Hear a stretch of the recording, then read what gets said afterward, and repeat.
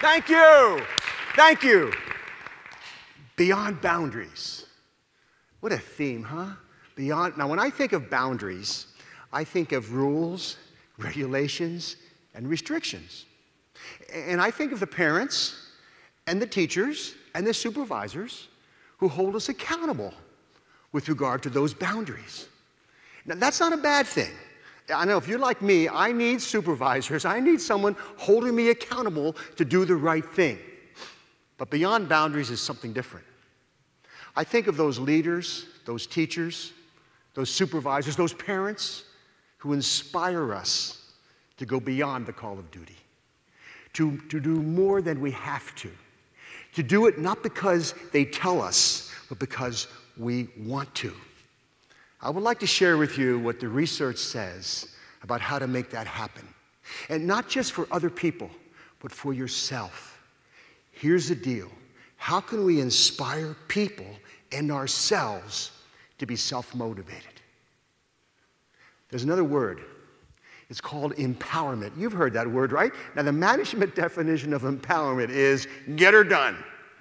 Just get her done with fewer resources and less time. I empower you. Make it happen. I'm talking about feeling empowered. That's different. Feeling empowered is when you're self-motivated. Now, if you want to know if you feel empowered or if your child, your student, your worker feels empowered, ask them 3 questions.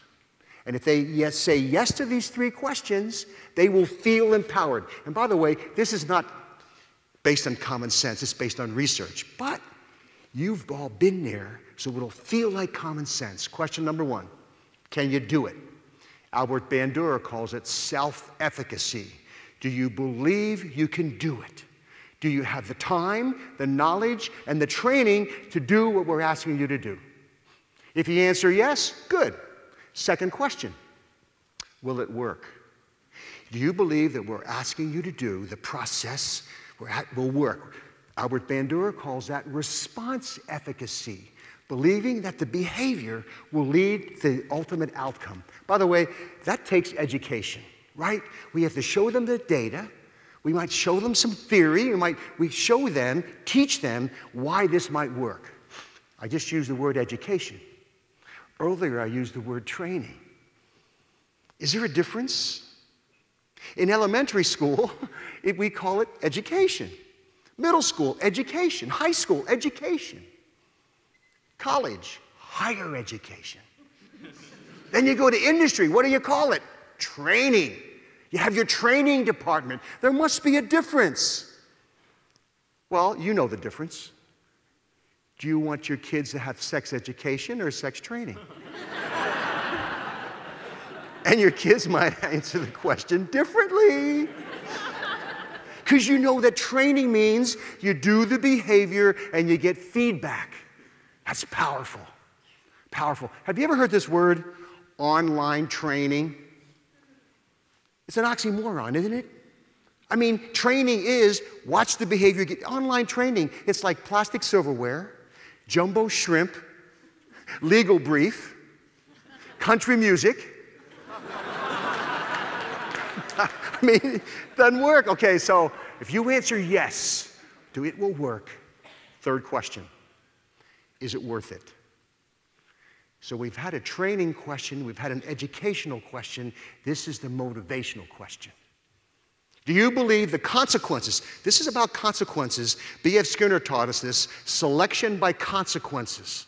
Dale Carnegie quoted B.F. Skinner and said, from the day you were born, everything you did was because you wanted something for doing it. Consequences. Is it worth it? So you have to convince people that it's worth it. Now, by the way, if you answer yes to those 3 questions, you feel competent. Am I right? You feel competent at doing worthwhile work. You've all been there.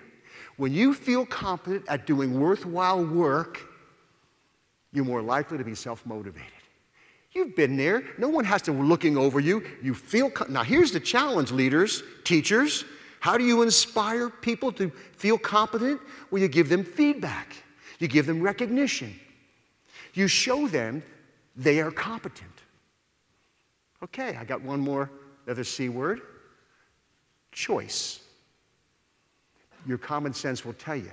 When you believe you have a sense of autonomy, a sense of choice in what you're doing, you feel more self-motivated. B.F. Skinner taught us that too. In his book, Beyond Freedom and Dignity, way back in 1971, reading that book changed my life because I realized that I am controlled by consequences. But sometimes I don't feel controlled.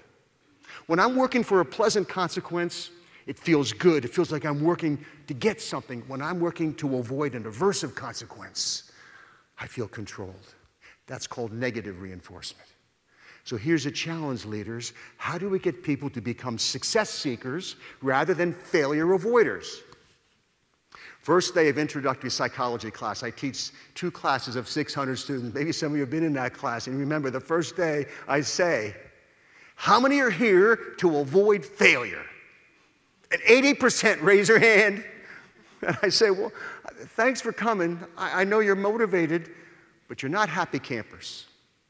You probably told your friends, I got to go to class. It's a requirement. Not I get to go to class. It's an opportunity. You probably woke up to an alarm clock, not an opportunity clock. And it's all in how you see it. Really, it's all in how you see it. It's your paradigm. It's how you communicate to others and how you communicate to yourself. So Ellen Langer said in her book, Mindfulness, she said, and psychologists know, when you perceive choice, you perceive motivation. You're more motivated. So the deal is, for yourself, sit back and reflect. Be mindful of the choices you have. And talk about being a success seeker rather than a failure avoider. It's all how you talk, how you communicate to yourself and to others. I've got a 4th C word, community. Powerful word. Psychologists know that social support is critical. People who perceive a sense of relatedness, a sense of connection with other people, they feel motivated and they're happier. I want to recite a poem. It's called The Cookie Thief by Valerie Cox. And as I recite this poem, there's only 2 characters, a man and a lady. Put yourself in the situation. Be mindful. Think about the situation and what you would do. Okay, here we go. A woman was waiting in an airport one night with several hours before her flight. She hunted for a book in the airport shop, bought a bag of cookies, and found a place to drop. She was engrossed in her book and happened to see that the man beside her, as bold as could be, took a cookie or 2 from the bag between, which she tried to ignore to avoid a scene. She read, munched cookies, and watched the clock as a gutsy cookie thief diminished her stock. She was getting more irritated as the minutes ticked by, thinking if I wasn't so nice, I'd blacken his eye. With each cookie she took, he took one too. When no one was left, she wondered what he'd do. With a smile on his face and a nervous laugh, he took the last cookie and he broke it in half. He offered her half as he ate the other. She snatched it from him and thought, oh, brother, this guy has some nerve, and he's also rude. He didn't even show any gratitude. She had never known when she'd been so galled. And she sighed with relief when her flight was called. She gathered her belongings and headed for the gate, refusing to look back at the thieving ingrate. She boarded the plane and sank on her seat. Then she sought her book, which was almost complete. As she reached in her baggage, she gasped with surprise. There was her bag of cookies in front of her eyes. If mine are here, she moaned in despair. Then the others were his.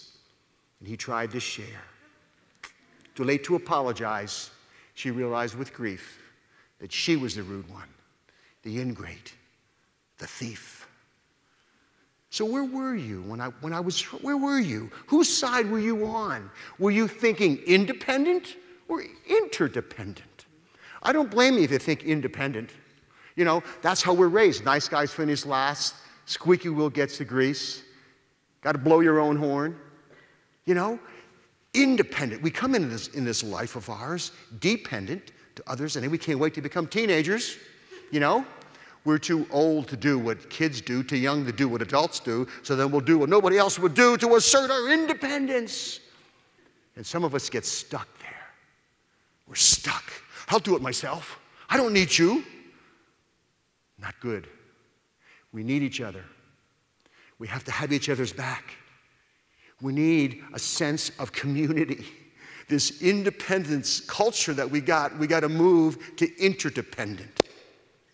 Okay, 4 C words that can fuel self-motivation and I think can fuel actively caring for people. Let me tell you a story to put it all together. It happened over 60 years ago. I remember it like yesterday. My parents asked me, "Hey, Scott, how'd you like to get drum lessons? How'd you like to play the drums?" Oh, man, would I ever? I'm thinking of Buddy Rich and Gene Krupa. Most of you guys don't know those names, but they were the drummers. In those days, the drum was in the front of the band. They had white pearl drum sets, and I saw myself. That was my vision.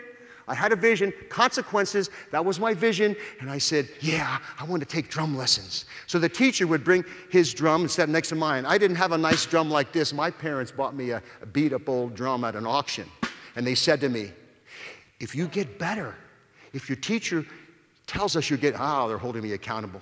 Teacher says you're getting better, we'll get you a better snare drum, and then a bass drum, and then some cymbals, and that was my vision, and that kept me going, consequences.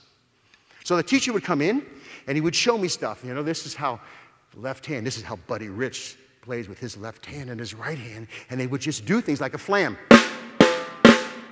Can you hear that in the back? You okay? And this is a rim shot. He would show me stuff. I was just 10 years old, remember?